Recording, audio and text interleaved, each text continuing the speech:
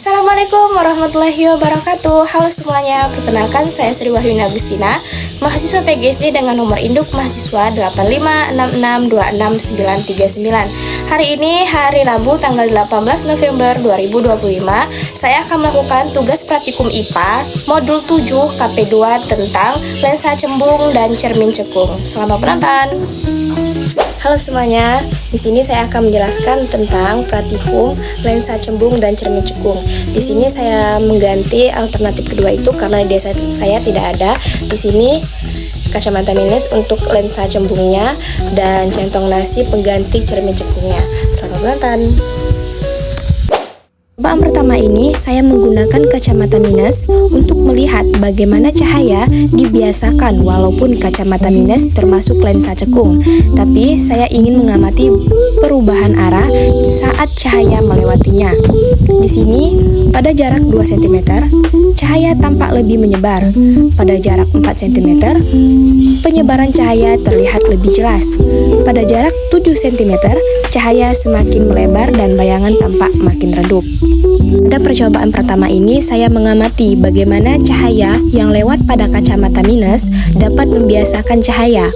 Walaupun kacamata minus sebenarnya termasuk lensa cekung, tapi pada percobaan ini saya ingin membuktikan bagaimana arah cahaya berubah ketika melewati lensa tersebut. Saya perhatikan bahwa cahaya yang lewat melalui kacamata minus menjadi menyebar.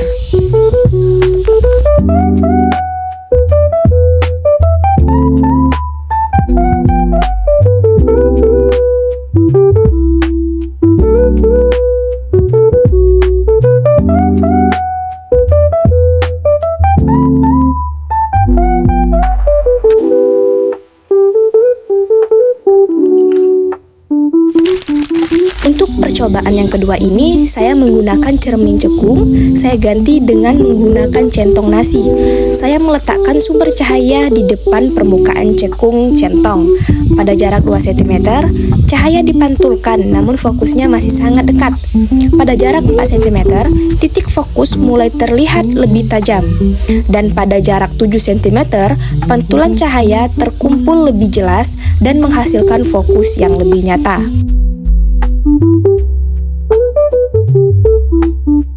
Berdasarkan hasil percobaan menggunakan kacamata minus sebagai lensa dan centong nasi sebagai cermin cekung, saya dapat menyimpulkan bahwa perubahan jarak objek sangat berpengaruh terhadap hasil pembiasaan dan pemantulan cahaya. Pada percobaan dengan kacamata minus, cahaya yang melewati lensa menunjukkan perilaku penyebaran semakin jauh jaraknya, yaitu dari 2 cm, 4 cm hingga 7 cm. Penyebaran cahaya terlihat semakin besar. Ini menunjukkan bahwa lensa cekung atau kacamata minus tidak mengumpulkan cahaya, melainkan menyebarkannya, sehingga bayangan yang terbentuk tidak pernah terkumpul pada satu titik fokus. Perubahan tampilan bayangan pada tiap jarak juga memperlihatkan bahwa lensa cekung menghasilkan bayangan yang semakin kecil dan semakin samar ketika jaraknya diperjauhkan. Untuk percobaan yang kedua, menggunakan centong nasi sebagai cermin cekung, terjadi hal yang berbeda. Pada jarak 2 cm, pantulan cahaya belum terlihat jelas karena objek terlalu dekat dengan permukaan cekung. Pada jarak 4 cm, pantulan mulai membentuk fokus yang lebih teratur. Kemudian pada jarak 7 cm, fokus cahaya menjadi lebih jelas karena jaraknya sudah cukup untuk memantulkan cahaya menuju satu titik fokus. Hal ini sesuai dengan karakteristik cermin cekung yang dapat mengumpulkan cahaya ke satu titik. Untuk kesimpulannya, percobaan ini menunjukkan bahwa jenis permukaan optik dan jarak objek sangat menentukan bentuk bayangan yang dihasilkan, walaupun menggunakan alat sederhana seperti kacamata minus dan juga centong nasi. Hasil pengamatan tetap menggambarkan prinsip dasar optik, yaitu pembiasaan pada lensa dan pemantulan pada cermin cekung.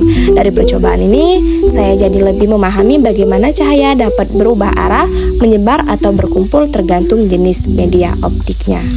Selamat menonton. See you guys. Bye-bye.